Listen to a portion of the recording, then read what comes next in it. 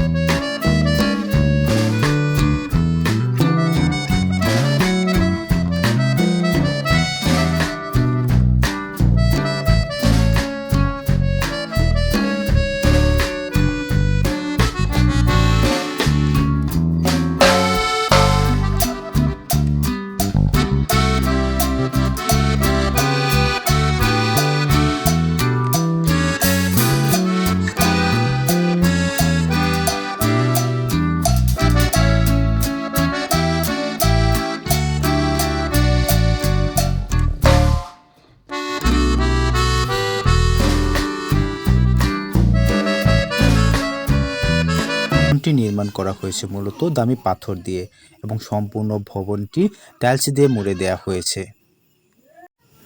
মূল ভবনের চারপাশে চারটি মিনার, দৃষ্টিনন্দন সামনের দিকে সারি সারি গাছ এবং পানির ফোয়ারা দেখলে অনেকটি আসল তাজমহলের মতো মনে হবে। দর্শনার্থীদের জন্য এখানে প্রবেশ মূল্য ধরা হয়েছে ১৫০ টাকা। প্রতিদিন সকাল ৯টা থেকে সন্ধ্যা ৭টা পর্যন্ত দর্শনার্থীরা এই ভবনের সৌন্দর্য উপভোগ করতে পারবেন।